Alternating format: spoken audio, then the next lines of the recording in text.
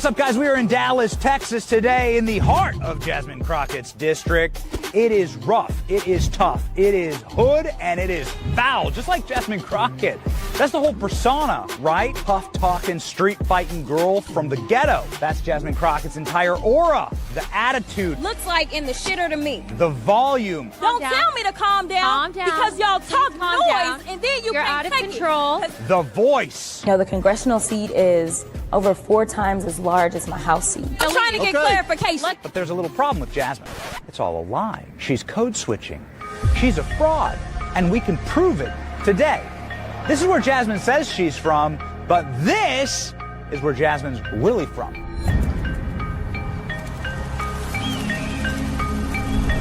Welcome to St. Louis, Missouri, Jasmine Crockett's hometown. But let me show you where Jasmine Crockett's really from. Welcome to St. Louis, specifically the Republican suburbs of St. Louis, with the mansions, country clubs, and private schools. This is where Jasmine Crockett was raised. We're talking quiet suburbs, manicured lawns, college brochures in the mailbox, and neighbors who wave when they mow the lawn. Wow. All right. I thought I'd open with that. There's an entire video that Benny Johnson did. That's just the first couple minutes of it. But since Jasmine Crockett is in the news running for Senate, which, you know what? She's going to give a new challenge if she succeeds. Maybe she can unseat Mamie Hirano as the stupidest person in the Senate if she wins. Well, who's she up against? Cornine and Paxton?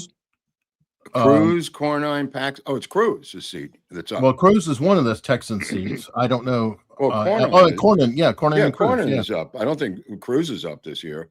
And there's others competing for that seat, including Paxton, the Attorney General, if I remember correctly. And what about poor Beto? Or Beto? Oh, I don't know. I think he might be done. I think he might be done. But what about Rosie O'Donnell? What is she supposed to do? I mean, here's a woman who's moved to Ireland.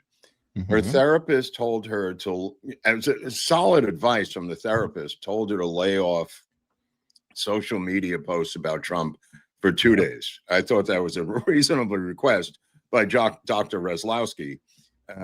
And apparently she lasted less than half a day. And he said, you're going to have to find a new therapist. So apparently we are waiting for the DMS, the diagnostic manual, to include Trump derangement syndrome in it. It hasn't as of yet, but I think her therapist might be interested in including that, or at least putting in a request for an inclusion of a new mental illness. Yeah, her and Rob Reiner both may be suffering that. Rob Reiner, yeah, but Reiner still lives in Santa Monica in a fairly normal life. I mean, she took her autistic daughter, another one that she bought and paid for. The other one went off the rails, the adult daughter, turning to a criminal life and a drug life, and she's kind of disowned her mother. But then Rosie bought a new one that was also damaged. She didn't keep the receipt, so she took her to Ireland, and apparently the daughter is now acting out, smashing tables, yelling the T word, mimicking her mother, obviously. Sure. Yeah. Monkey see, monkey do. Yeah. I mean, it's one way to get attention from mom. Yeah. Obviously. So yeah. I'm not at all When does it surprised. become child abuse, Eric? That's my question. When does child services say enough is enough? Well, it depends on how many zeros are on the back of your bank account. That is always going to be a big factor in my opinion. So I don't know. But while we're talking about very confused people, I don't know if you saw this. This is the third kind of a weird transy type of tie together. Brian Cole Jr., the suspected pipe bomber, is one of the bronies. You've heard What's a of brony? The brony? The brony is this weird little, it's not quite a furry thing, but it's sort of that. It's people that are obsessed with My Little Pony, and it's specifically males who are obsessed with My Little Pony. Wait, tell the audience what My Little Pony is, because I don't know what that is. My Little Pony is like a kids show. Okay. And it is toys marketed at young girls, plastic pony dolls, remixes of songs, all kinds of stuff. I mean, it's just it's something for little girls. There you can see a My Little Pony. Oh, it's variation. like a unicorn. Something. She's got a thing coming out of her head. Yeah. And this is supposedly. Is this one of the Netflix trans shows that Trump was talking about this week? My Little Pony's been around a long time. Where do I watch this? Is it on a channel or? I'm sorry, I didn't dig that deep into it. I'm just familiar with its existence. But okay. Anyway, apparently that drawing is from an account associated with him. Oh, but what does it mean? I don't know. It's one of those weird hobbies. It's kind of like furry adjacent. What? Yeah, I mean, here we go. There's even a book on it. Meet the Bronies. Yeah. Let's share that tab. Here you go. This guy wrote a whole book on it. Meet the Bronies: The Psychology of the Adult My Little Pony Fandom, or My Little Pony Fandom. Okay. It's just very, very weird. You're wired in with Hollywood. I figured you would have known. Never even heard of this thing. All right. Well, it's apparently the book's like 15 years old, so I don't know who's bronying now. But this article that broke today is indicating very strongly that this guy is a patsy and is not the guy who is the pipe bomber. And the article indicates that it is a DC police guy who is the bomber and matches the gait and everything else. This guy did a gait analysis like the FBI did and determined that it was one of the original suspects, this male white police officer. And this guy, the black kid, may just be a patsy for the deep state for both sides to walk away from this thing, according to the article. That was a Twitter thread and article I think went around, but I was getting confused because somebody else was saying it was a female. And by the way, that was a couple of weeks. That was the thing that the Blaze got egg on their face. Had to issue an apology from Blaze headquarters in Dallas and apologize for having false information. However, the article that I was reading right before the show indicates that it was a male police officer who's photographed in the show, and not this black kid who's got a completely different gait and stands erect and all different things about his gait. He didn't have the sneakers. There's no fingerprints. There's no DNA. There's a lot of information that makes this thing seem very sketchy that he might be a patsy, Eric. Maybe. Then there's the alternative side. And again, I'm not going to take sides because I just don't feel like digging into, because right now it seems like everybody's a patsy. Tyler Robertson's a patsy. Matthew Crooks is a patsy, and everybody's a patsy right now. So I kind of want to take a little bit more time. I will say Kash Patel, and a lot of people say, well, Kash Patel, I guess, is a bad guy now. Everybody wanted him in, but now they don't like him. He did come out and say that there was X number lines of code. Janine Pereiro came out about it. Like somehow his phone number wound up at every location, buying the pipes, buying the caps, buying this. His license plate was at the location. His phone was tracked countless number of times. When they went into his house, they coincidentally found pipe bomb making material. So I don't know. I read that as well, but I think a nullification black jury in DC will acquit him, and the patsy circle will be completely completed at that point, and they will have gotten away with this if that's their plan. And I think that might be their plan.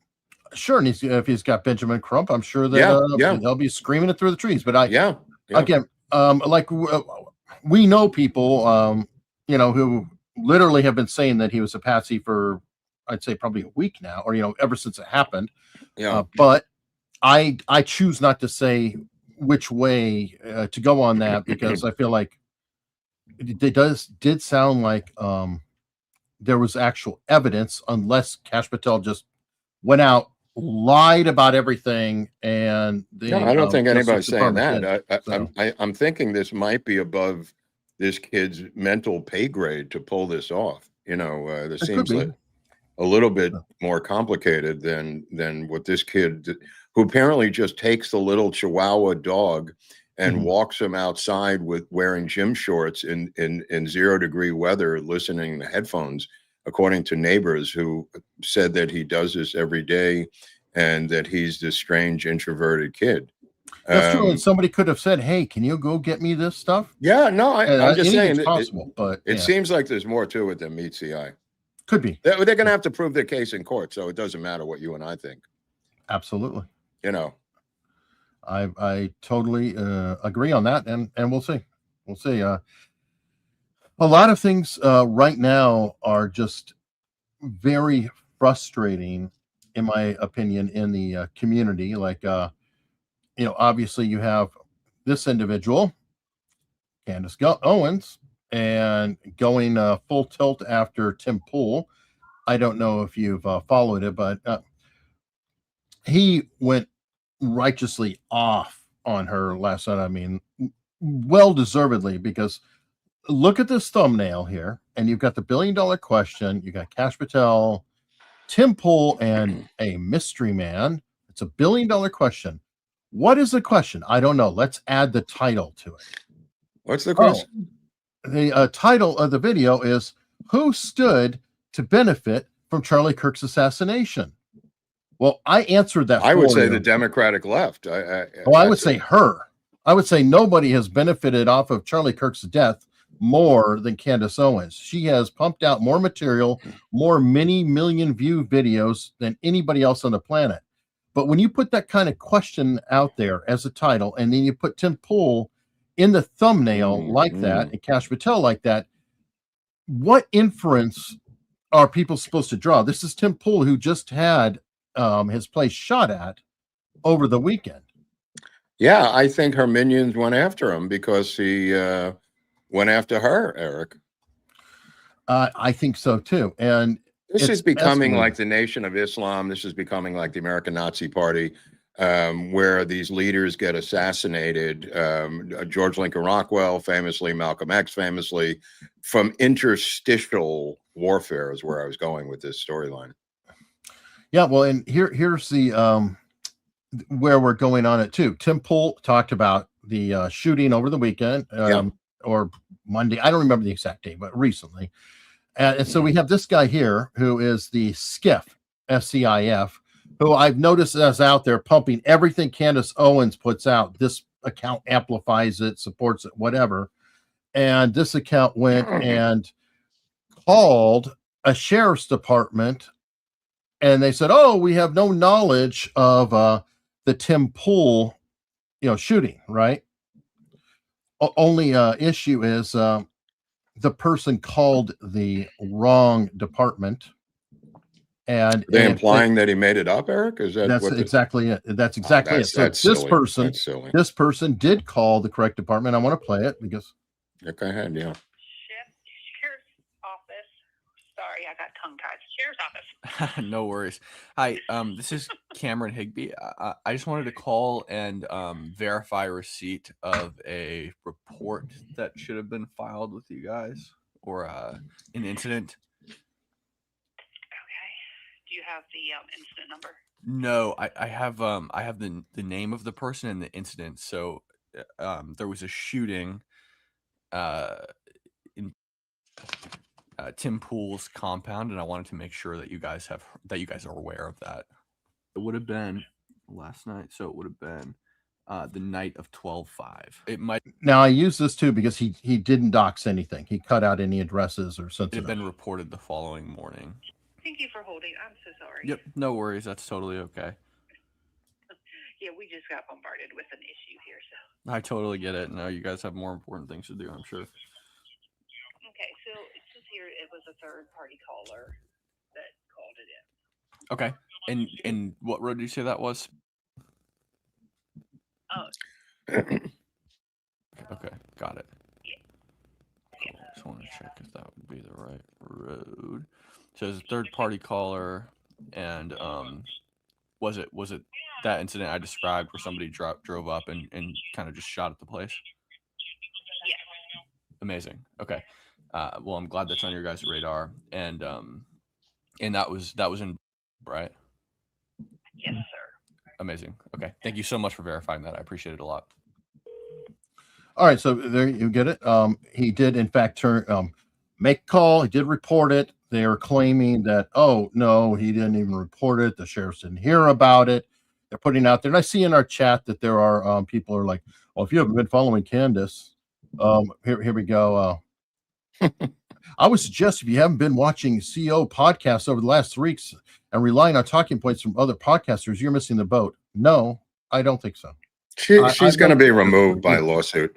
She's going to be destroyed. First of all, she's MI6 through her husband. The MI6 has been nefarious in their manipulation of American culture going back to post-World War II. I've said this repeatedly on the show. They distract everyone by pointing to the Mossad, who couldn't give a shit. They could have killed Candace Owens easily a long time ago if that was the desire of the Mossad. This is an MI6 PSYOP manipulation, again, because of the insanity of the EU regarding social media. That's why Musk has come out calling for the destruction of the EU, the dismantling of it. He's been cited with a hundreds of $1 million lawsuit, again, by the European Union. Trump has come out on social media talking about the dying British and European culture, that they're in a suicide or a self-deletion pact. This has all the fingerprints of MI6 through her husband, the British, whatever he is over there. And she may be either a useful idiot or a willing complier. I'm not sure where she falls into this operation. Well, in my opinion, that's just my opinion. Her whole relationship, and I do like it. Jeremy from the Quartering has been pushing at Milo, because Milo's out there making claims about Benny Johnson being a homosexual and his wife crying downstairs and stuff like that. No, hold on. Jeremy is saying to Milo, hey, when you're busy outing people, why aren't you saying anything about George Farmer? Because there are a lot of rumors, and I will say that it's rumors and it's innuendo about George Farmer, the guy whom Candace Owens met and I believe married over FaceTime, like within a very short period. Some people have said beard, if you will. That I don't know who George Farmer is, but I know who Russell Brand is, and apparently, again, another British subject who is under immense legal pressure to toe the party line now that he is going to go to trial for grape and deviant actual things. They may have gotten to Russell Brand. He is now on board the Candace train. The British are incredibly skilled at doing this type of blackmail, incredibly skilled at pulling off these psyops for their own political reasons. And when I see all these Brits lining up related to Candace Owens, it just reeks of MI6, Eric. I wouldn't be surprised, but it's going further. I mean, you've got a lot of things converging at one time. So I don't know if you saw that Nick Fuentes was on with Piers Morgan. And I did see that. I didn't see the whole thing, but I saw chunks of it.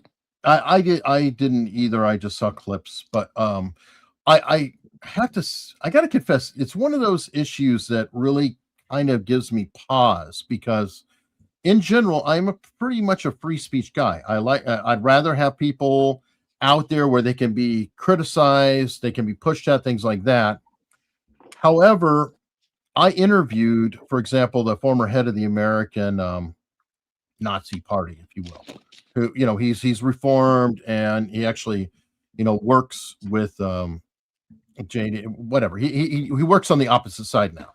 But one of the things he told me is one of his absolute goals was to always appear on a 60 Minutes or any show. It doesn't matter what show it was, because if he could appear on there, then he can get his message out to like-minded people. So it didn't matter, even if they're critical of him, he could get out there to like-minded people. And the reason why I'm thinking back on that is Piers Morgan did that interview with Nick Fuentes, and he actually did go after him a bit, better than, Tucker Carlson, etc. But even though he has Nick Fuentes admitting, saying, yeah, I think that Hitler's a cool guy, and I'm tired of, hiding it or whatever, etc. And he could have done better on other questions. He was shocked to find that all the Groupers were out there saying, "Oh, he won." So there is kind of a factor where I'm like, did he actually make any difference, or did he just raise Fuentes yet up another level? I thought Fuentes, to his credit, destroyed him. I mean, all credit to Tim for Fuentes on that interview. He melted this guy. I don't agree with everything he said, but just from a debate point of view, he made a monkey out of him. He kept talking about statistics of white male shooters at colleges, how much the percentage versus the entire white population versus black crime statistics. For reasons that I don't understand, Piers Morgan was not able to comprehend what Fuentes was talking about, and then continued to double down, making a schmuck out of himself when it was clearly just a basic statistical argument that Fuentes was saying in this one particular clip. I mean, he really boomered this guy, and I hate to use that phrase, but holy on crap. that clip, Piers Morgan was locked into white mass school shooters. Nick Fuentes said all mass shooters. So it was like literally they were arguing. No. It was a pretty simple argument. What he was I know, I agree with all the other stats, but I'm just saying that Piers Morgan kept going back to I don't white know why mass he kept doing shooters that. at schools, white mass school shooters. He said specifically white mass school shooter. He didn't address anything else. He just kept locked into that one thing. I know, but he came off as a retard. I totally agree on that. Yeah. Okay, let's get into some news, because that's why we're here. These are more editorial stories. This Henry Cuellar story down in Texas. Trump pardoned Henry Cuellar, who, according to Henry Cuellar, this is a long family, a famous Democratic family. The Cuellars down in South Texas, by the way, for people who don't know who they are. But Henry Cuellar was indicted with his wife on multiple bribery, felony, fraud charges involved down there in South Texas, shenanigans by the Biden Justice Department, and convicted. He was pardoned by Trump. Trump citing that this guy had been railroaded because he went to war with Biden over his border town district, Eric, as you recall, that was overrun by mass immigration and open borders. So Cuellar, according to Trump and according to sources, was targeted by the Department of Justice and pardoned by Biden, by Trump, blaming Biden, the Biden administration, like they went after. Adams. What's that? The Eric Adams argument.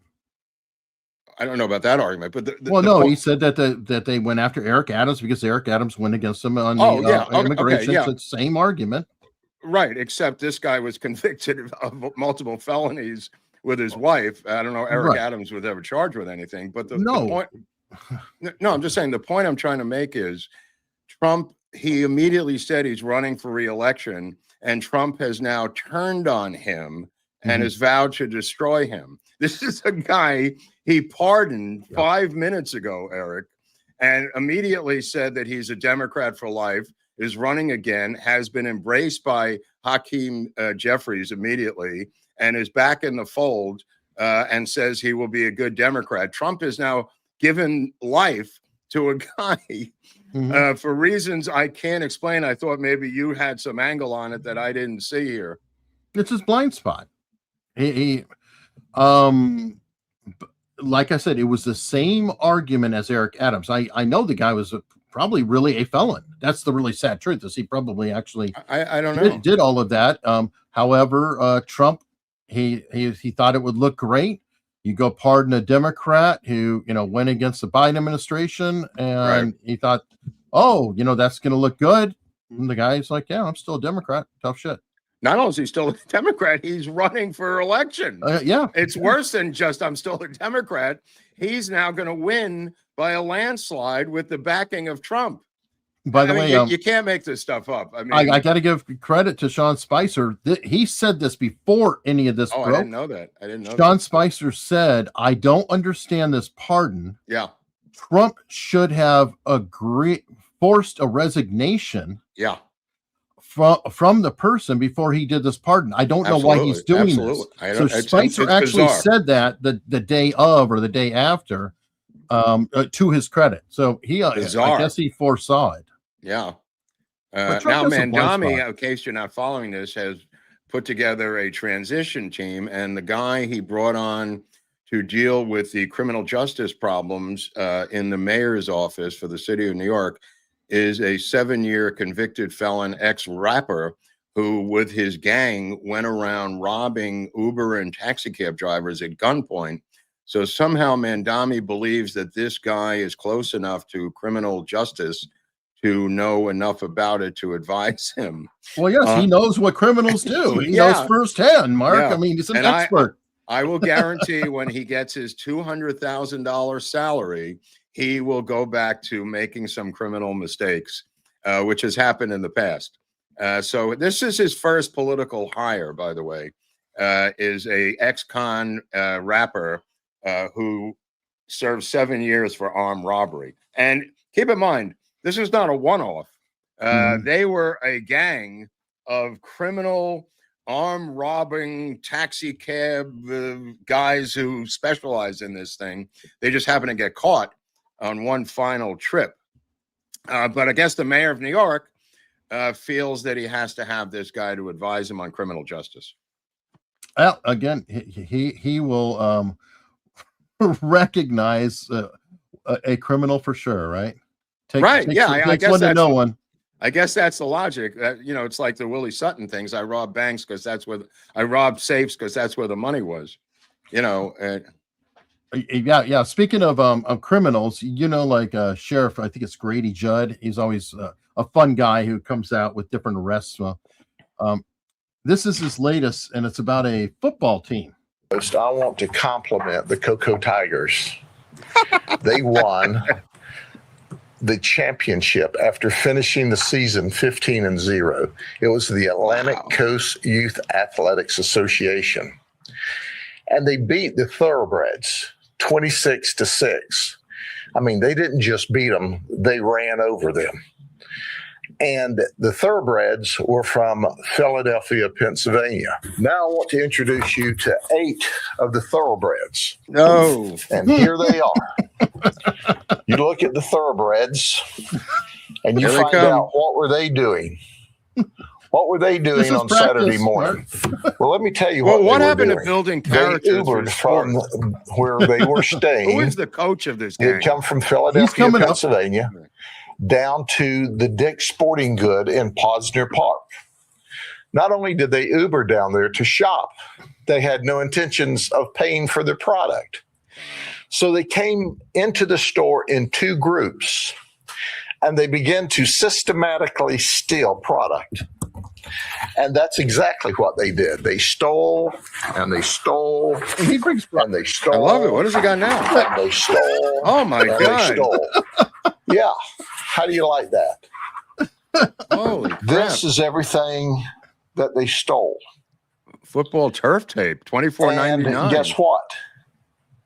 As we've said before, you can't go any place, anytime that you're not on a camera.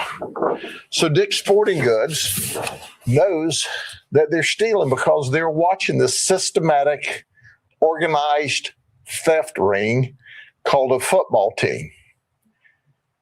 Now, not only did they steal 47 items,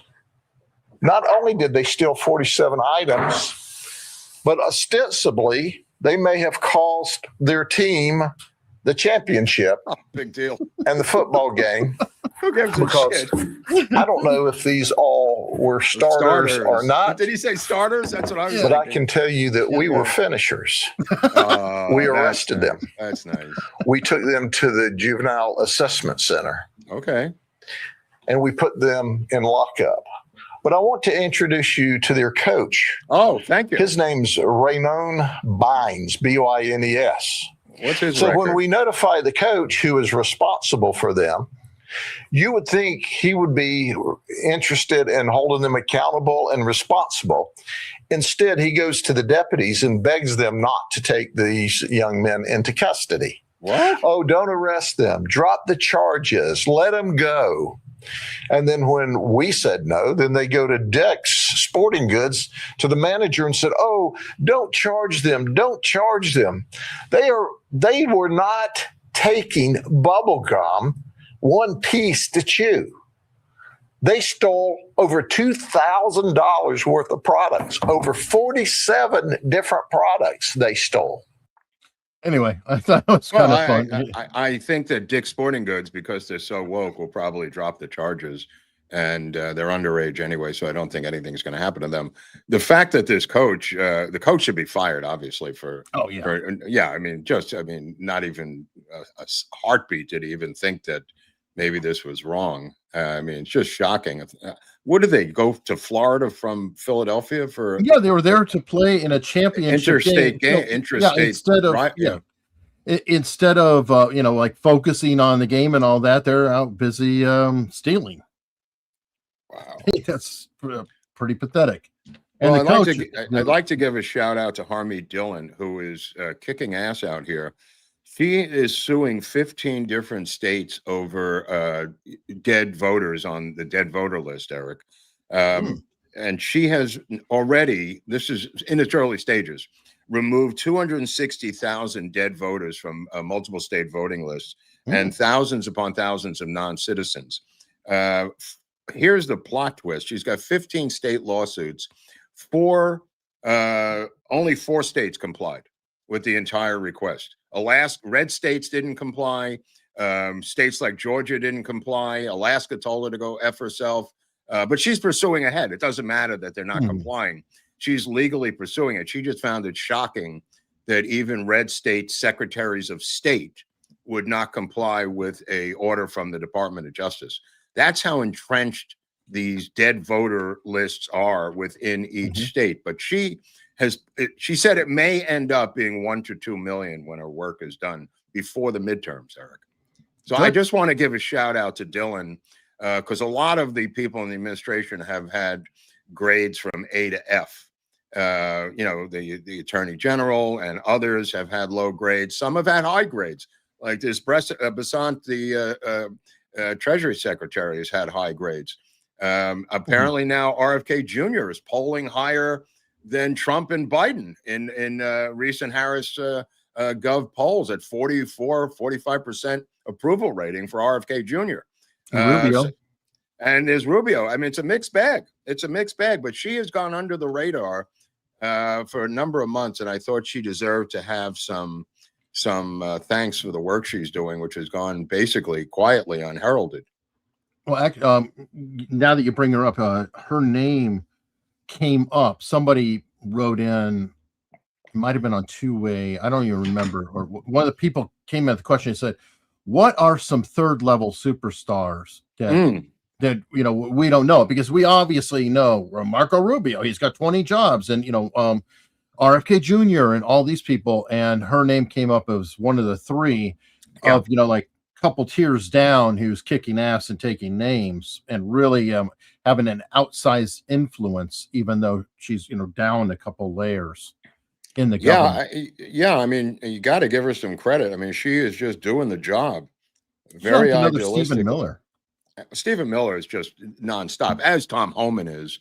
I mean, also A-list all-stars in the administration by my upcoming report card that we'll have by the State of the Union address. Now, I don't know what he's going to push in the State of the Union address, and neither does anyone at this point. But according to Susie Wiles today, breaking news regarding her statement that he will be campaigning like he's campaigning for president. He will be leaving the White House for months to campaign for the midterm candidates, Eric. She's emphatic about it, and I have to believe her that she came out, and she very rarely says anything to the press. So her saying that today is kind of breaking news for her.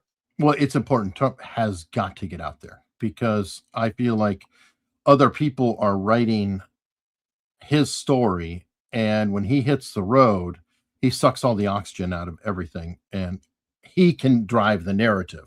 And if he's out there driving the narrative and helping, bring his coattails, he will help in the midterms, and we could use it. I mean, we do need, there are concerns like fuel prices are, fantastic right now, but that's not the only 13 story. days in a row here, Eric. Right. And I'm taking that hopefully as a leading indicator that, first the fuel prices go down, and then everything else starts to go down too, because the fuel gets it to the locations. That's what he was saying too. Well, what about the tariff money going to the farmers? I think you have to, because I agree. Again, when you make a policy that has a direct effect like that. Now, I'm not saying to do it forever, but at least it's a lawsuit until they can come up with another crop or diversify somehow. Yeah, I think he has to. So what about SCOTUS with the breaking news saying they're going to give him the power to be the executive? I mean, it's shocking, I mean, but nevertheless, apparently their game is to take, the Democratic game is to take everything to the lower courts and tie up every decision he makes. That's their game. This will really Bigfoot a lot of that activity when they come down with this in a week or two, I believe. Right. Well, I mean, I do think everything is timing, and we're rolling into 2026. The gas prices are going down right now. I wish all the prices were down. I'm not going to pretend and say that it's all great, but we're coming out of a hole. Like the labor numbers were lied about for over a year. Like over 1 million jobs or whatever. It's like, and that just kind of fell into his lap. Late summer, early fall, and is like, oh Jesus. So he's had a major correction. But if everything works out right, we could be seeing like April timeframe to summer, everything starting to just really cook. And if that happens, that can bode extremely well for the midterms and help keep this thing going. Well, you got to get him as the message. I saw this guy Andrew Clavin. He was on OAN yesterday. Sure. And he said, that American consumers are still sticker shocked that eggs are $12 a dozen. I hate to be the one to tell them that the average egg price for a dozen is $3.01. So when you have influencers like Andrew Clavin, who apparently either lives in England or doesn't shop for himself, continuing to mimic a months-old storyline that eggs are $12 a dozen, we really need the commander-in-chief to get out there and Bigfoot and control this freaking message on all levels. It's just too many disparate voices and too many bizarre influences on the right saying just crazy crap, Eric. I'm shocked that Clavin would. I was shocked. Because eggs, I mean, other things are up, like beef is very expensive right now still, but eggs have been down now for months. He was out of touch. He was out of touch. Yeah. Oh, I guess the producer's writing his material. I don't know. Yeah, one or the other. He was a guest on some OAN show, I guess. I don't know which it was. I usually like Clavin. I mean, he's so do I. I'm just saying it's not about him. It's about having different messengers trying to transmit a message, and that's why there's so much miscommunication out there. The Dems are just hammering all these points about affordability and everything else, and like they always are, they're on the same talking page, so they get out a message stronger than all these disparate Republican conservatives who are all over the freaking map with, saying, well, I'm independent, I'll say whatever I want. A lot of good it did to Marjorie Taylor Greene, who's now looking for a job on CNN, possibly to replace what's his face, Jennings. God, that'll be. Of course it's coming. No. You know what? Good. I hope she does. I hope she does, because then that show can be taken off the air before too long when they have no ratings. I'm fine with that. By the way, again, breaking news, like we talked about last week, hostile takeover bid now in the works at $30 a share by Paramount, as I predicted. Trump is now weighing in. He's not a fan of Ted Sarandos. But he said he's a great guy, which always means he hates his guts. in Trump speak, he called Sarandos a great guy. Here it is. This is as I predicted. Every union in the city has turned against Netflix and this deal. I mean, the Directors Guild, the SAG, the theater owners, everybody is against this thing because it's streamer city as opposed to theatrical releases. And never mind the loss of hundreds of thousands of jobs, because you combine two studios, it would happen anyway. But the point of the matter is Trump is now saying he's watching this deal closely, which I believe means that there's going to be a kibosh put on this, or the Paramount hostile takeover will succeed. And what are your Netflix thoughts about the funding sources, though? That's really interesting. Of Netflix? No. Of the hostile takeover bid is being backed by Saudi and Qatar and I don't know. Kushner in the background. No, I'm just asking. I your have thoughts no on it. I have no That's idea. it. Larry Ellison is a massive billionaire, the father of David Ellison. I know he is. Together with Skydance, I don't think they need any extra money to take over Warner Brothers. That being said, their offer was more than the Netflix offer to begin with. So they're citing chicanery on the part of Warner Brothers taking the lower offer as a public company in the hostile takeover. They're just using their $30 bid, which they had originally, which is higher than the Netflix bid, from what I understand. Right. The Netflix point of the was trying to split things out, and they were actually going to drop the Discovery part off. And CNN too. Right, into its own network. So there was a little bit of shaping around in the Netflix, but I didn't know if you knew about that. That is a legitimate thing, that the Saudi money and Qatar money is in the mix. Highly doubtful. Highly doubtful. Okay. Oh. Highly doubtful. It's a family business. They happen to be extreme Zionists. So I find that extremely hard to believe. You have to prove that one to me. But nevertheless, the point of the story I was trying to make last week was this is not a done deal. And I think you're going to see a fight to the death over this because of so much opposition, not just Trump and not just, the stockholders at Warner Brothers, but all of these unions that do not want to have all of these jobs eliminated by a streaming service that is. Oh, they're terrified of it. Yeah, they're terrified. Yeah. Well, and Paramount, I believe, in their bid, they also stated that they were going to double the theatrical releases. Right. Yeah. Over what they even had now. Like it was going to be more theatrical releases than both separate companies together. They're going to do even more. Yeah. So that could be interesting. Yeah. I mean, you're still going to lose those executive jobs because you can't have two accountants and, and two publicity directors. Right. Well, that's usually what happens anyway. You can't have two publicity directors, two marketing directors, two advertising directors. And those are like $500,000 a year jobs. I mean, those people are toast. Yeah. Oh, I know that. And I hate to say those people I feel like are the biggest draw. I have a prejudice, I'll admit, of upper middle management. I in any corporation, I feel like you have obviously the C-suite, which is important, who runs the company. Then you have the line managers, the ones who are in charge of the worker bees down there. All the people in between tends to get fatter and fatter and fatter. And those are the big salaries. You cut that out, you can get more of the worker bees on the bottom. Like, as an example, if they'd release double the movies to the theaters, how many more gaffers are going to have work? How many more? Right, but that's a separate issue. What I'm talking about when any two studios merge, the duplication of their actual job just gets eliminated. Whether they just the new company puts their guy in. So, but I'm saying that will save so much money in salary and healthcare benefits. However, those people are so screwed. If you've been at Warner Brothers in the publicity department for 20 years, have a house in Toluca Lake, your families and your kids are in college, you're fucked. You're totally fucked. You can't go and get a job somewhere. And that's going to hurt a lot of people. Getting out to Altadena, California, and the Palisades, they have built one home, Eric. This was on national news now. Oh, congrats. Politico was covering it, oddly enough, and they didn't even know what they were talking about because they're Johnny-come-latelys to the story.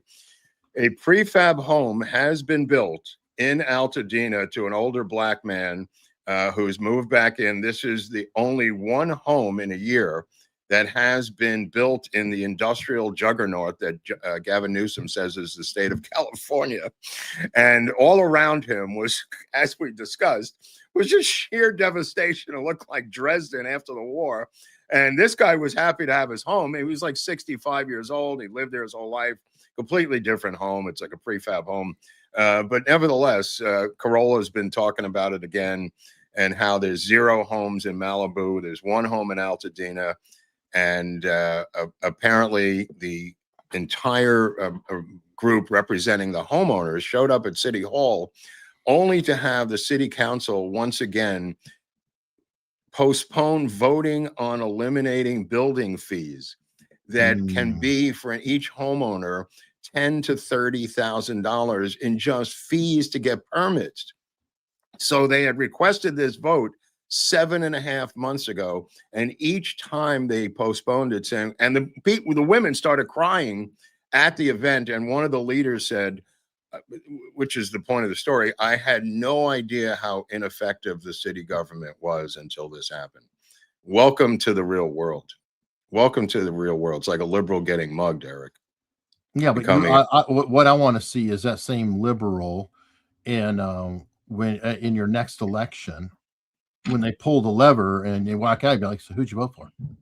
Who'd you vote for? Yeah, I guess they're going to have to get beaten up some more, but I don't think they're going to be around, because what are they going to do? Sit on these vacant lots and keep living in Orange County or wherever they're staying in a hotel? It's just not a long-term sustainit's thing. No, they'll move to Arizona or somewhere. They'll move to Arizona. They'll move to Orange County. Their place up, yeah. But it's really shined a light for the first time on the women government, and Carolla's talked about this. These women have never had a hammer in their hand. They're all women there on the city council. They're all women on the board of supervisors. The mayor is a woman. Her whole staff is women. They have never had a screwdriver or a hammer or anything, and it's starting to show. It's starting to show. Well, regulatory actions tend to be more female based, because they're in the whole, I don't care, I want it to be safe. And it's like, look, you know, when you're cutting boards with a table saw, technically it's a spinning blade. It's dangerous. You've got to be focused on what you're doing. It could be dangerous. The answer for a lot of these types is to say, well, we need to find another way. It's like, no, we need to cut the boards. No, I'm sorry. We just can't be doing that, because that blade is dangerous. One of the city councilwomen said, we're losing up to $284 million in fees by waiving this. And they said, if there wasn't a fire, there wouldn't be any fees. But in other words, they've already projected this money into their $2 billion deficit budget. They look at it as actual money from these people who are victims of a fiery Holocaust that destroyed their entire civilization. Yeah. Wow. But I bet you their hands still out for property tax. Yeah. They're still going to have to pay the property tax, and they will flip the property, as I said, from day one to get out. I don't know. Well, you know what? It's your state. Good luck. I'm sure mine's headed there, but hopefully it'll take some time. Well, how about this girl? You know, I don't know her that much. This Anna Kasparian. She's someone who's been kicked by Bill Maher. Dude, did you see this? She's wearing some skin tight mini skirt, and he is just raking her over the coals, saying, what Middle Eastern country do you feel you could wear that dress in? And she just wouldn't answer the question. And to his credit, he wouldn't stop. No, it was almost 5 minutes of her trying to obfuscate. And then she's like, well, Whitey displaced. He goes, oh, so you're blaming Islam on Whitey? And no, he did a beautiful job with her, because she was trying so hard to slither out of it, and she just couldn't say it. She knew damn well she was trapped. She's not stupid. No, I mean, she said at the end that she didn't believe in Islamicists. She didn't believe it was a real thing. At the very end, she kind of came clean and said she didn't believe that was a real thing, Islamic radicalism. Yeah. And he said to her, the only place you could wear that dress, ironically, is in Tel Aviv. And she said, I'm never going to set foot in Israel as long as I live. That's how much I hate the Jews in Israel. Yeah, I mean, and it's, look, you always have to question life choices when you're an Armenian on the show called The Young Turks. Yeah, that's a weird one. But what is the other guy? He's a Turk. He's a Turk. So she's an Armenian and he's a Turk. Right. So his being a young Turk, okay, fine. He's been there forever. But the idea of being an Armenian and the Young Turks, anybody go look up the history and find out who did the Armenian genocide, and you'll see why. It's kind of like being Jewish, it'd be the young Nazis and having a Jew on there. It just, what? Are you kidding? Breaking news out of ABC moments ago, Jimmy Kimmel has been given a new contract, Eric. It's breaking news again. ABC doubling down, losing money again. I don't know how the stockholders do not attempt to sue them for causing them to lose money. What planet does the stockholder have to agree to lose money every year with this show? I mean, all you have to do is get a bunch of angry stockholders, say, are you not happy with losing money on this stock every year? And get together and say the guy's got to go. I mean, you could simply show the record of his career, loss after loss after loss after loss. Forget about the political thing. You don't have to show any of that as a stockholder. All you have to say is they're re-upping a guy who's cost me a fortune. No, I agree. I mean, the only, and I'm not saying this makes sense. The only, if I'm going to try to steel man it, I still think it's bullshit, is maybe they think since CBS is starting to change and everybody else is changing, that they could be the only left. They could be the Fox of the left. They'll be the last of the left. And maybe that's their thought, is that. Yeah, I don't know if that's steel manning, and it's a good opinion. That may be correct. It may be correct. I mean, they're moving further to the left while Fox, some guy left ABC today and joined Fox, joined CBS today. But then Trump went on a incredible tirade about the Marjorie Taylor Greene interview on 60 Minutes again, saying they've learned nothing despite the Paramount lawsuit. So I think he may revisit that. He might. And I mean, congrats. She is free to be herself now and spout all the venom that she has kept within forever. By the way, circling back to Milo Yiannopoulos, who we brought up before, you know that he was on her staff, right? That he was working for her and was, I don't know, not a campaign manager. I'm just saying, so there's a lot of convergent things that are happening right now to tear all apart. I know is that too many Brits in this pie to make me feel that this is normal. There's just too many Brits around it. It's a red flag for me about the Brits. Now, the New York Post has a great cover, just breaking news today, from the cover of the New York Post. A whopping 39% of Jewish college students have had to hide their identities on campus, while 62% said they have been directly blamed themselves. These are kids from the suburbs of Long Island for the military action in Gaza, according to the new report obtained by the New York Post. And the cover says they hate you, university. And apparently Columbia among schools scoring Fs in the anti-Semitism report card. And I mean, if these kids are paying this kind of money and can't feel safe on campus, something's got to give. Yeah, and for those who are using the argument, and I'll go into it, that are the whole, it's criticizing Israel. Well, okay, none of these kids are Israeli. No, they're Jews from New York. Right. So maybe it's not a figment of the imagination saying that the anti-Israel front is leaking into a little bit of anti-Semitism, because why are you attacking people who are Jewish? It's like, okay, if there's a war going in Nigeria, do you go after Nigerian students? Nigerian students, which there are quite a few of. As a matter of fact, who was it? It was Van Jones, and it was shocking because when you hear smart things from stupid people, it always sets you back. He had one of the best arguments I've ever seen, and it was comparing the whole Israeli situation where they're going after Jewish students. He said, that is completely crazy. He said that's like going after Russian students because of Ukraine. Yeah. Are they doing that? Or are they going after Ukrainian students because of the Russia-Ukraine? Well, they did go after the Russian ballet. They did go after Russian dressing. They did go after Russian restaurants. They did go after people having nothing to do with that war, who are of Russian descent. I mean, you talk about crazy stuff they did to Russian businesses and Russian arts and Russian paintings, Russian artists, Russian musicians. I mean, it was a broad brush. I think that was the beginning of this. Okay. It was a very broad brush, Eric. And I remember fuming when that was happening, how I apparently I was the only one, they called me a Putin puppet or something, but it was insane, the lengths that they went to for all things Russian regarding the actions of a small group in the Russian government. Okay. Well, I guess I remember Freedom Fries, but that's going even further. No, that was a previous adventure. This one was Russian dressing and all things Russian. Well, the Russian dressings is about as smart as Freedom Fries. Very similar, but they banned Russian orchestras. They banned the Russian ballet. I mean, you can look it up. I mean, the amount of things that were banned having nothing to do with the military operation in Ukraine was astounding. Yeah. I mean, not to mention freezing assets and boats and everything else of Russian citizens. Yeah. Well, it's been on, and okay, here's the. So the F has been handed to 14 colleges. Oh, I didn't know that.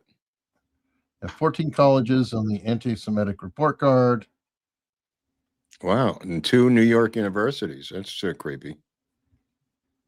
65 unwelcome. Yeah. Columbia. And the New School. I went to the New School. That's surprising.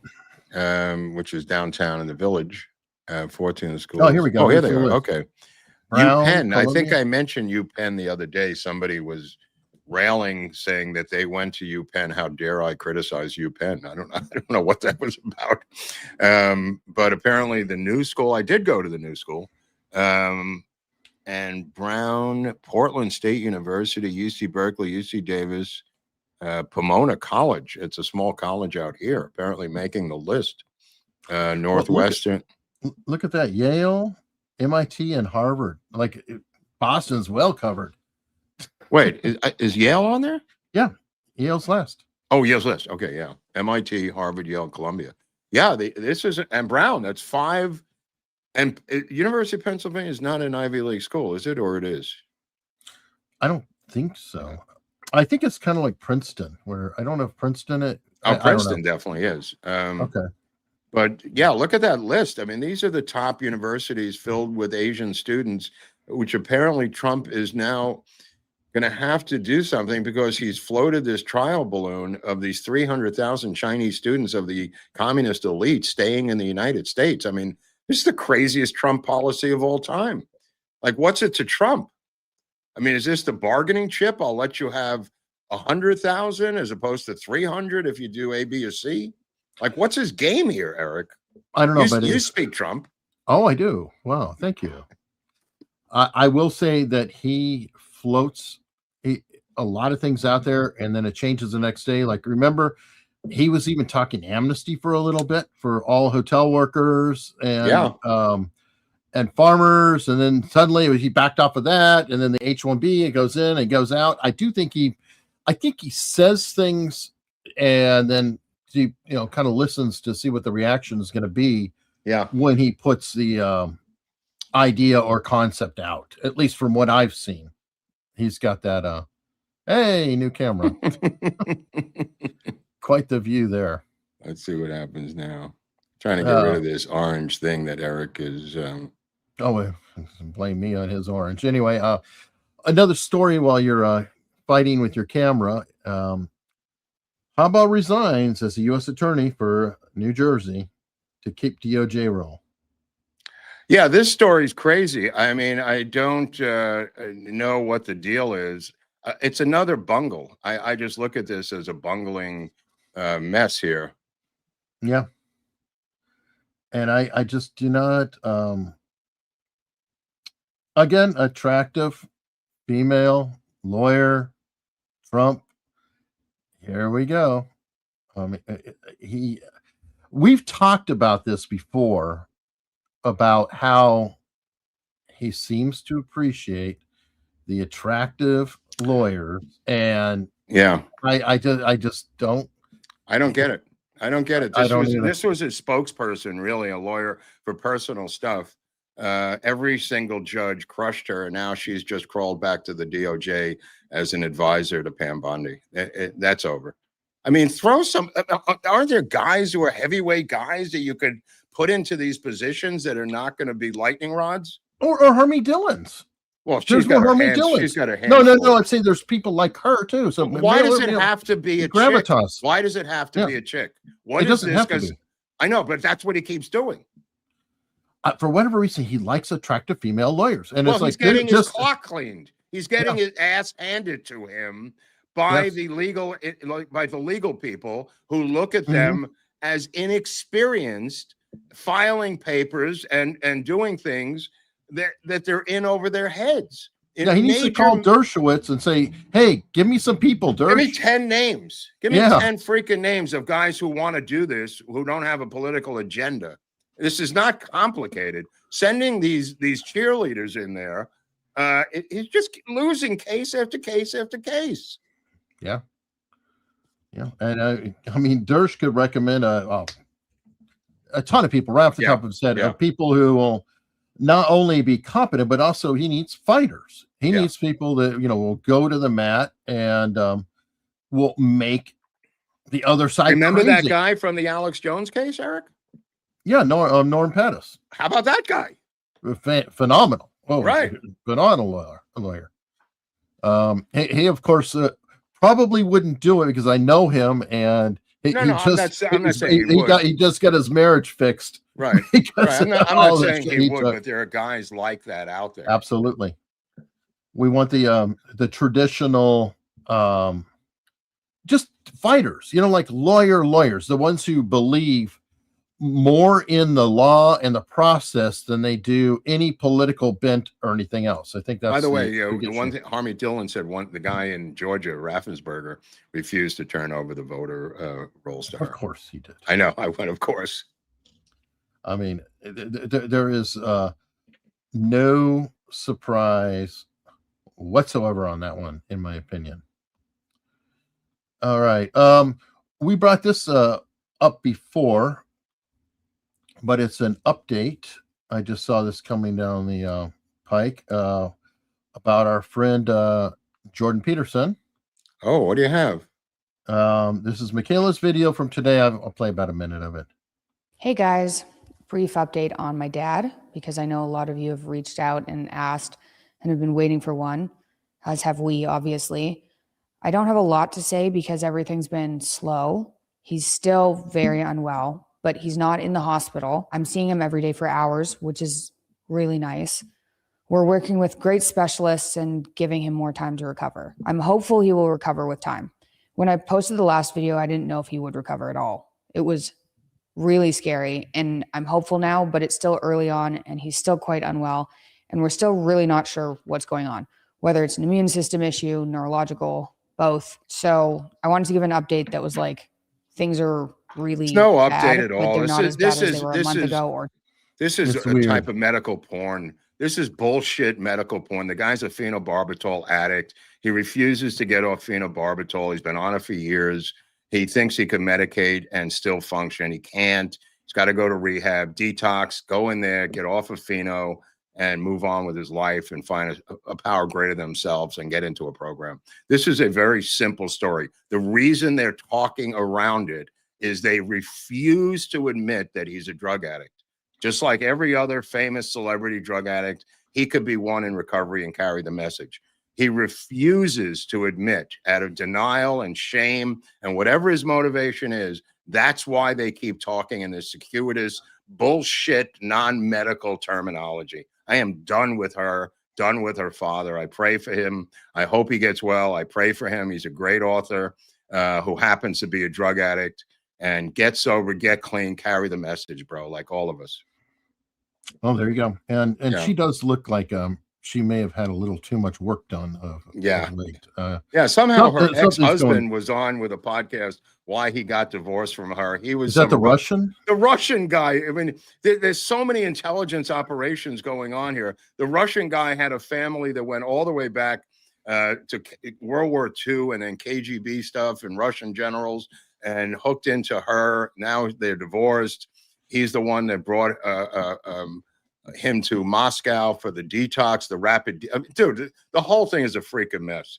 Well, Jordan Peterson too. I mean, this is just a side note, but he has this obsession or hobby. He collected Soviet era art, and he was like the number one collector in the world of hardcore communist art, which is kind of a weird weird habit. No, brilliant guy, drug addict, get sober, get clean, have a life. Stop talking about bullshit medical situations that no one's ever heard from. You're not terminally unique, bro. Fair enough. I don't know if you saw this story that went viral, and the woman is suing, and I'm kind of the bent of a good for her.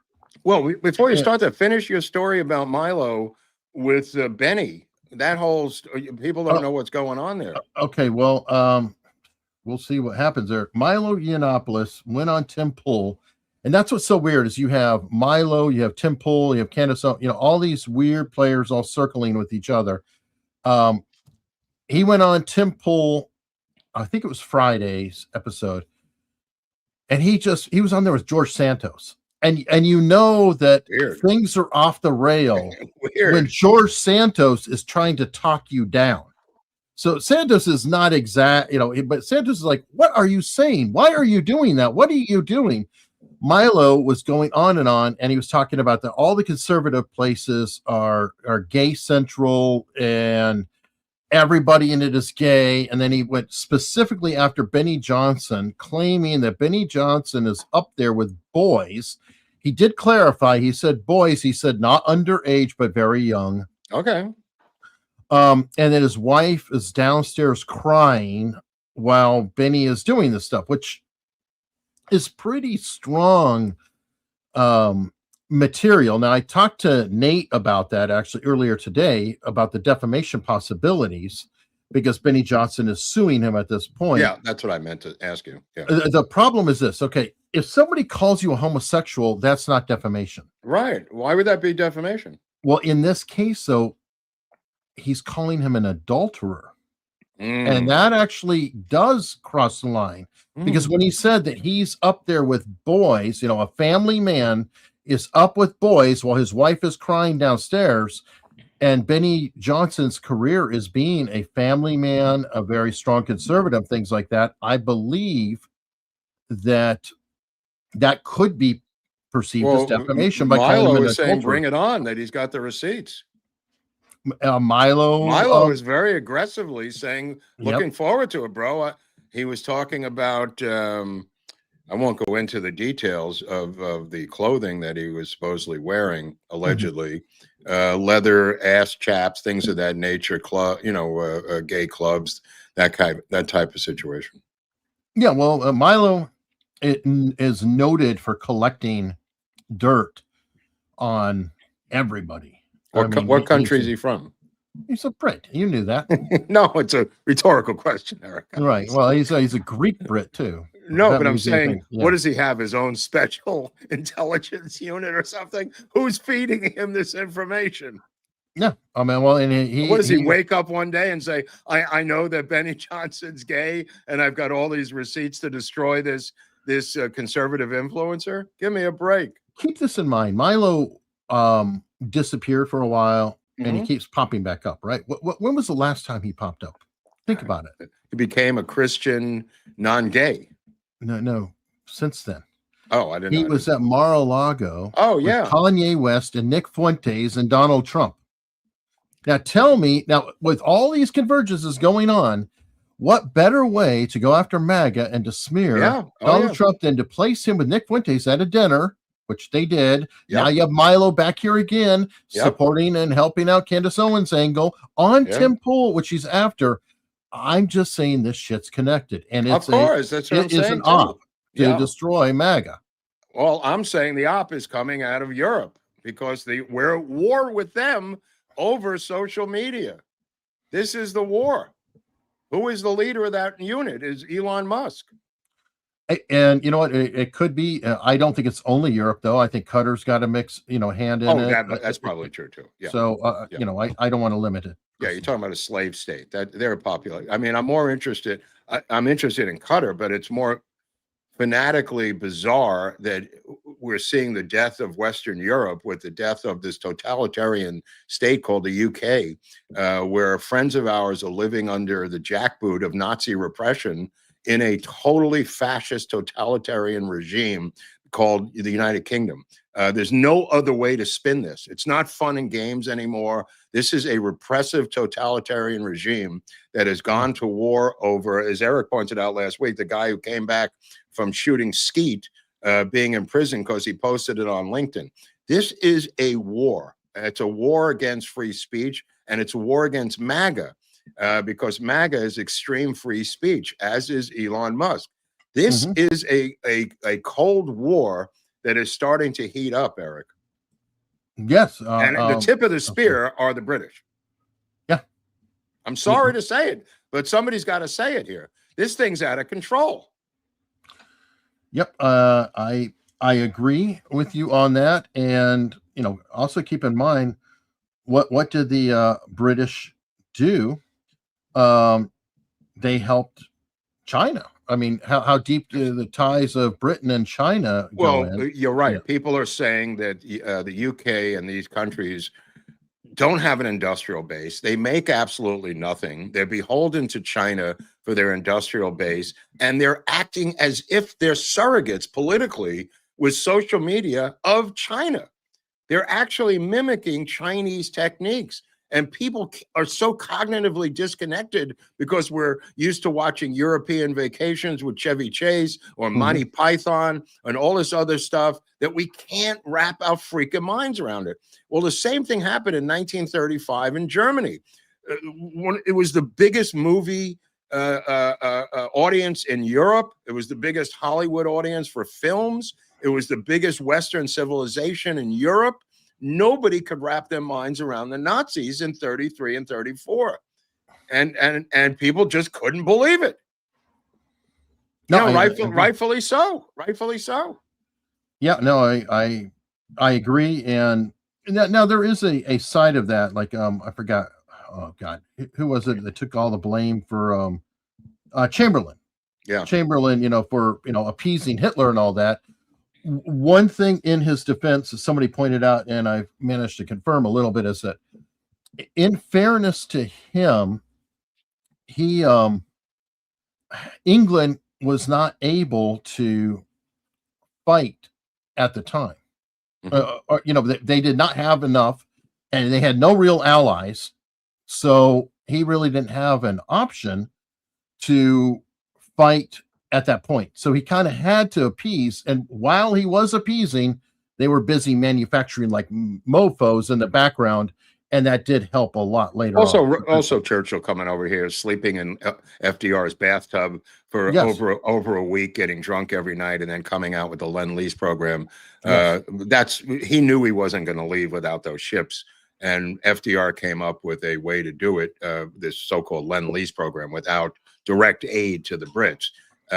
Whatever happened after that. But, watching Tucker with Piers Morgan talking about how Churchill started this war.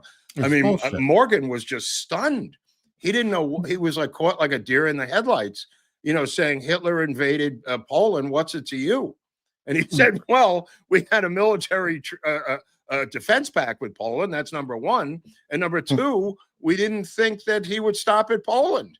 And number three, he attacked before Churchill was even in damn office. So how can you blame him if the guy wasn't there? He blamed the British for entering the war that nearly destroyed their civilization. I don't think anybody's ever said that to Piers Morgan's face.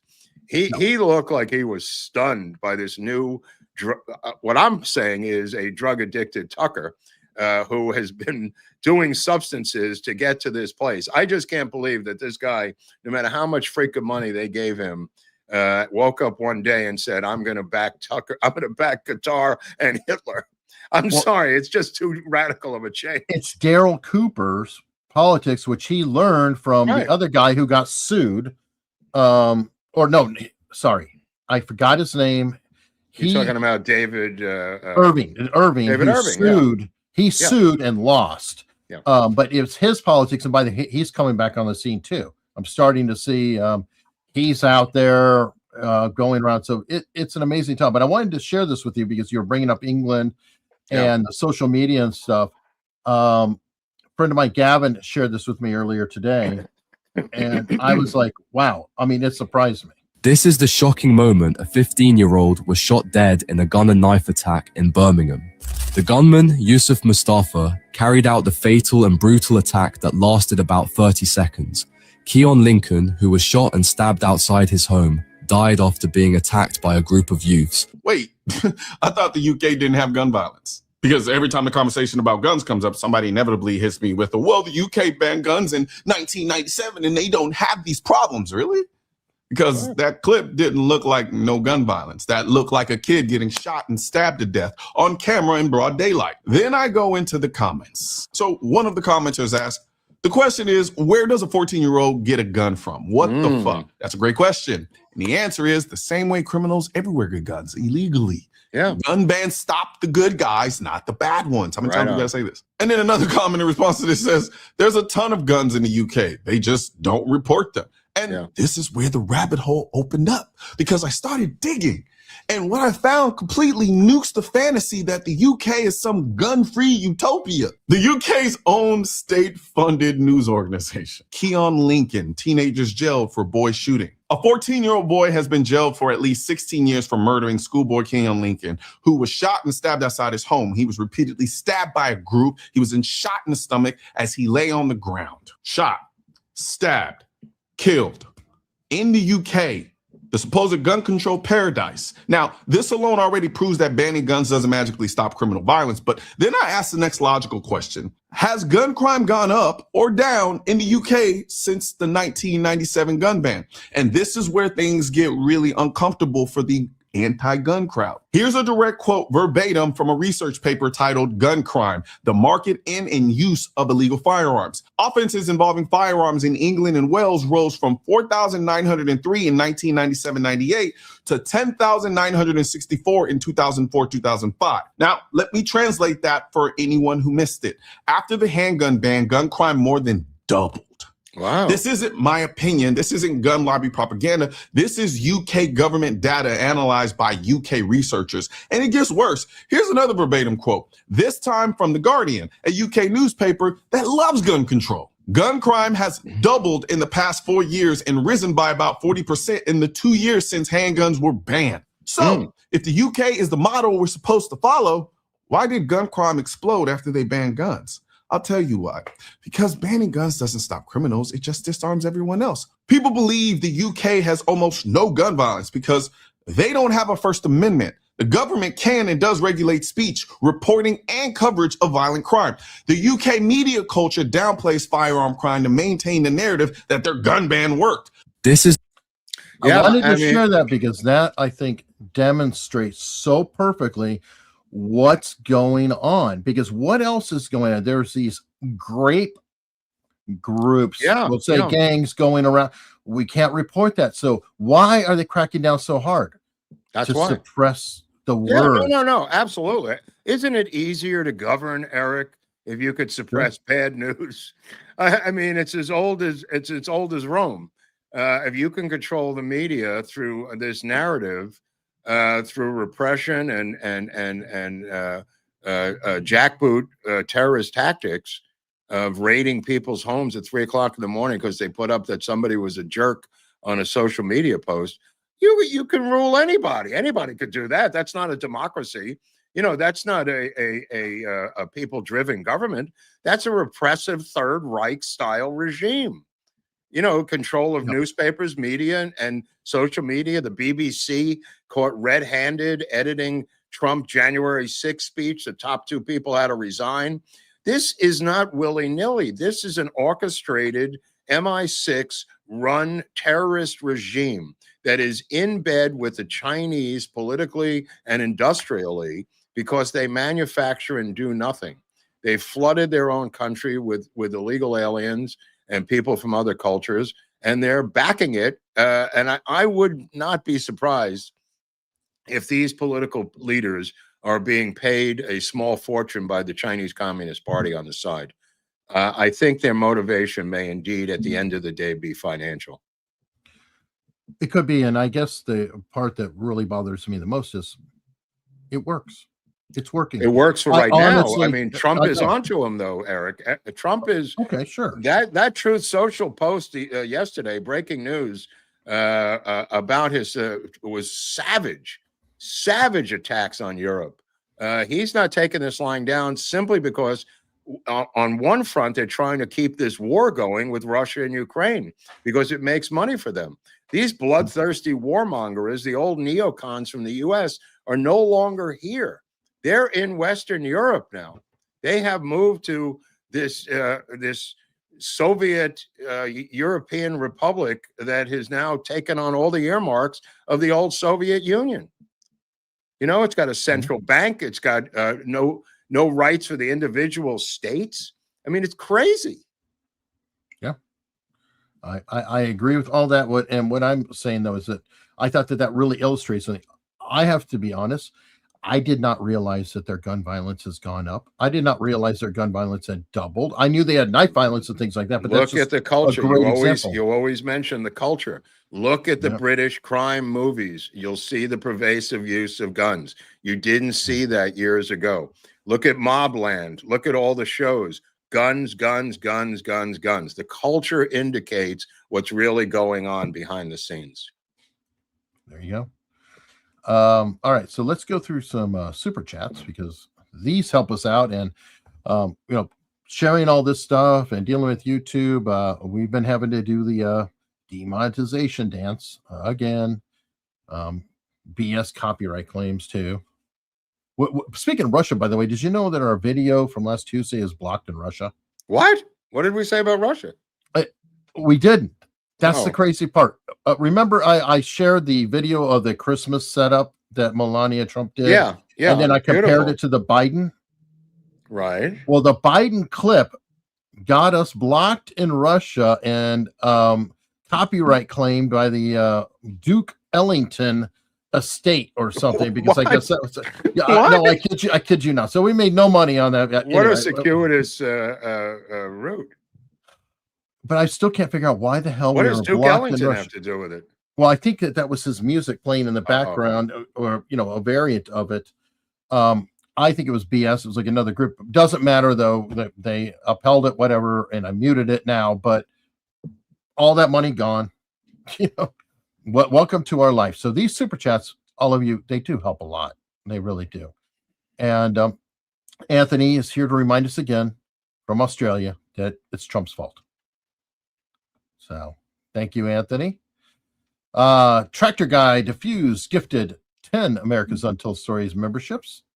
Thank you very much. And he was he said something about farmers earlier, and he's like, don't pick on the farmers. So no, he said they were going to get the money from Trump, a $12 billion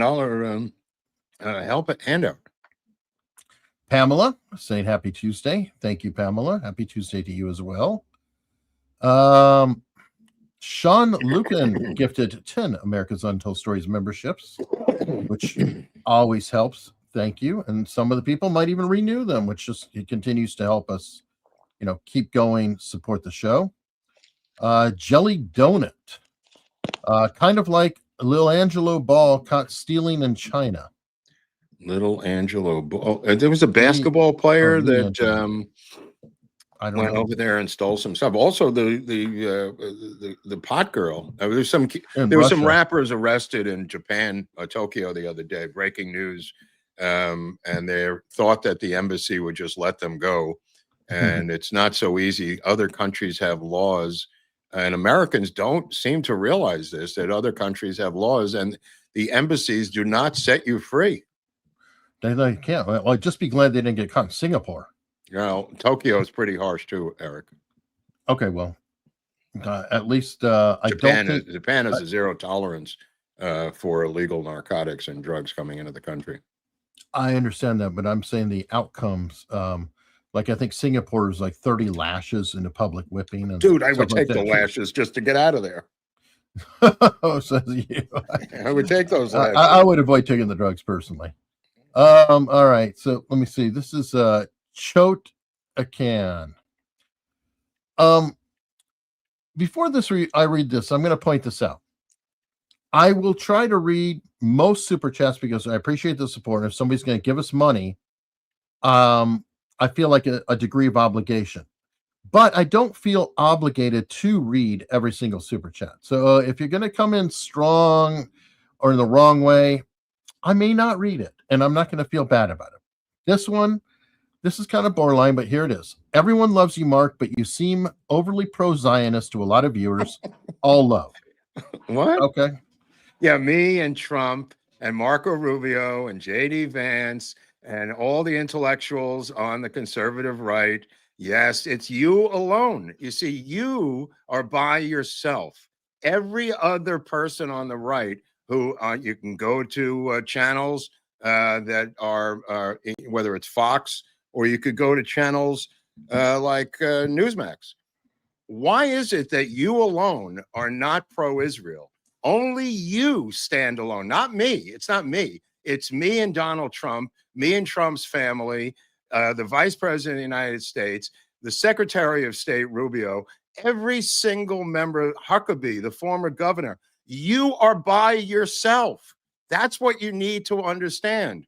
Everybody on the conservative right is pro-Israel. The Republican Party and Trump, has been pointed out by many people, including the legendary Victor Davis Hanson, who is also pro-Israel, has pointed out that Trump is, and he's not alone in this, others have pointed out, the biggest pro-Israel president we've ever had. That is the guy you have a problem with, not me. Not me. Your problem is with Donald J. Trump, the biggest supporter of the state of Israel in the history of the American presidency. If you can change his mind, you could come back and talk to me. All right, K-Dog had to say, if SCOTUS rules, president can't fire bureaucrats, will be ruled by unelected tyrants. Right, but I think they're going to rule in the other way. At least that's what this thing hinted at. Yeah, I think that here's the penalties for they've already ruled in his behalf. Or for him on a lot of the layoffs, the Doge layoffs, and things like that. And here's the penalties in Japan for bringing drugs into the country illegally. Crystal meth, 10 years in prison. Heroin, 10 years. Psychotropic, 7 years. Paint thinner, up to a year in prison. And then it goes to 5 to 10 years for various drugs. Trafficking, sale, cultivation, 10 years. And these are strict enforcements. Trials are efficient, Eric. Convictions are over 99%. Foreigners may be held 2 to 3 months in pre-trial without bail before you even get to trial. Served time in Japanese prisons is harsh, with limited counselor access, as I was indicating. After release, expect deportation and a 5 to 10 re-entry ban. Big deal. The one that I remember the most was Paul McCartney back in 1980. Yeah, I was going to say Paul McCartney. You said it's close on him. Yeah. Well, and then, and there's some other countries. I specifically, Singapore comes to mind. Was it Turkey? That there's some that have literally the death penalty. Oh, no. I'm just pointing it out because it's such a Western democracy, Japan, showing you the difference. Obviously these crazy, who knows what's in Nigeria. I think Korea is harsh too. All the Asian countries are serious about this because they've seen the devastation that the drug culture has wrought onto the United States. This mocking of the war on drugs. And now, obviously, Trump reinvigorating the physical war on drugs. Yeah. Andrew Knapp. I think that the 300,000 Chinese students are about rare earth metals. I've heard that too, but what is it? A negotiation? You give us some rare earth metals and we get 100,000 students? I mean, it's crazy. Yeah, it's a back and forth on that. I mean, a JMD 76 families, a new member. Thank you. And Charlie, don't surf. 1999. What's the question here? Our daughter attends high school and speaks fluent Russian and English. Her classmates gave her a really hard time because of the war until they found out mom is a Ukrainian. Jeez. That's what I was referring to. That is just a miniature version of a bigger situation that was fanned by the Biden administration. Those flames were fanned by them. It was despicable. It really was a type of new McCarthyism, a red scare that we haven't seen since the 1950s. Just crazy, over the top stuff. What's nothing. The Olympics. What about the Olympics? Is Russia in them? Coming up? I know. Yeah, because like the last Olympics, didn't they have to? Yeah, I assume they will be under a non-flag or whatever it was. And I assume they will be because of Trump. and it's a couple of years off. So I think if they resolve this war, which I think they're going to do. I thought the Olympics is coming in 2026. No, 28. 28. Winter Olympics? I don't know about the Winter Olympics, but the Olympics coming to LA. The World Cup is coming in 26, and the Olympics are coming here in 28. All right. Well, yeah, Winter Olympics 2026. So where is that being held? Milan. Okay, well, that doesn't have anything to do with us, but it has to do with Europe. Anyway, let me see. Who is this? This is the Note Bartello. Boycott, divest, and sanction the UK. Yeah, I don't know about that, but I think you can do some economic saber rattling and pull them out of the sphere of the Chinese influence, you know? Yeah, it says 2026 in February for Milan, and then the Summer Olympics will be held July 14th to the 30th, 2028 in LA, which is what all this cleanup crap is going on around here about. Okay. So I think right. Well, I just wanted to know about that near, because the Winter Olympics is right around the corner, quite literally, and I didn't know how Russia was going to be treated in that, or if they're going to be pushed out, or what. Because I know they were kind of out already, but some of that was because of the doping scandals that were tied to them. So I don't know. It's going to be interesting now with Ukraine and that going on. Who knows? Maybe that'll help in this thing. I know you were confident. Anyway. They feel pretty confident if you listen to Rubio, and they feel pretty confident, Eric.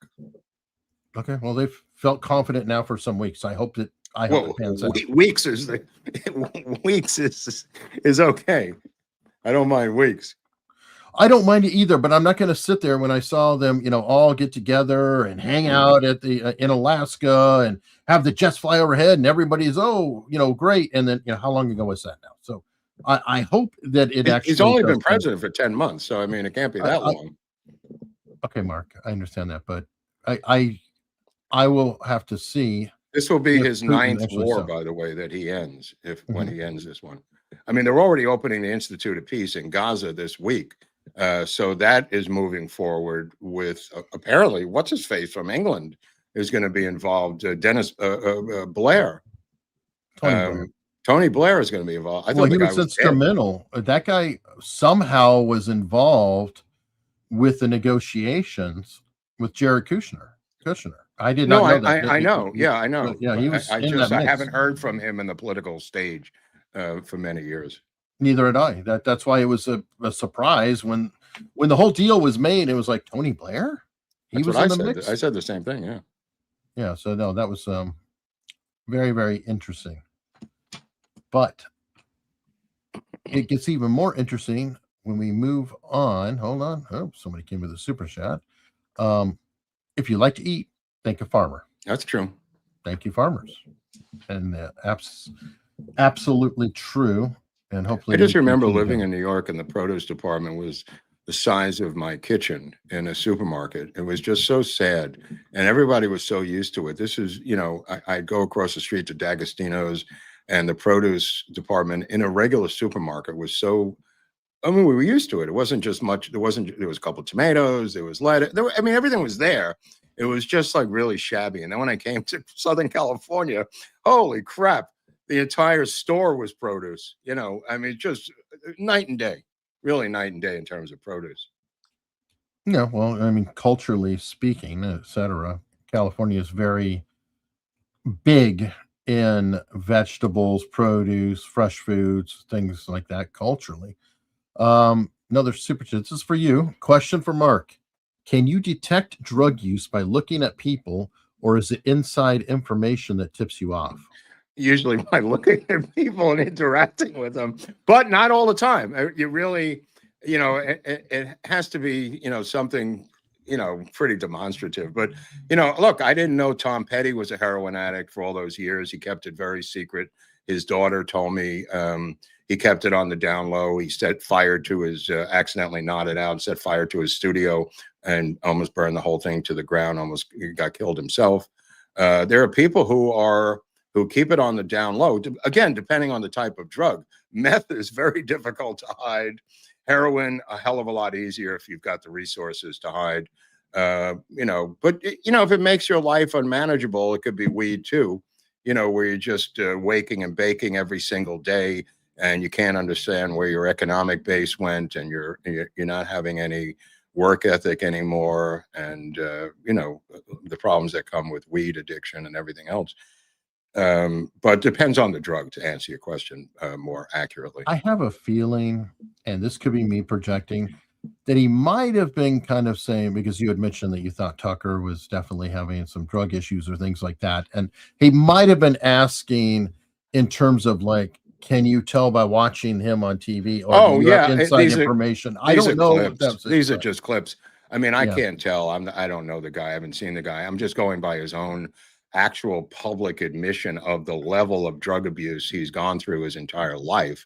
And the fact that he's untreated by his own admission, and the fact that he's radically altered every single position. There are so many earmarks here. Again, it's supposition on my part, but I'm going by the public record and going by what he has said publicly, and his actions and activities. It seemed to be, you know, he was yelling at people in Qatar who were asking him questions, reporters. He was yelling that he's got the First Amendment, he's an American. It's just, I mean, the guy's going to crack. It just, my opinion is that he hopefully will end up in rehab and deal with this stuff professionally, because he never did, by his own admission. And also, this is an opinion of all of these markers that you mentioned and decades of being a drug counselor and knowing other people in similar positions and similar stratuses who have repeated very similar behavior and had the same result. It's just, again, this is just my professional opinion. I've written books on it. I've run rehabs. I've been in this business for a long time, so we take it for what it's worth. I've been a drug dealer. I've been an addict. I would put up my bona fides in this area against anyone. Again, but this is just my opinion, trying to explain the phenomenon of Tucker Carlson that no one has mentioned. And it seems to be right there in black and white in his own statements. I mean, this guy was doing pills, cocaine, waking up and drinking vodka every morning and going on CNN. I mean, this is not old. This was going back in the early 2000s. The disease is a disease for a reason. It's not something you can turn on and off like it's the hot water in your bathtub.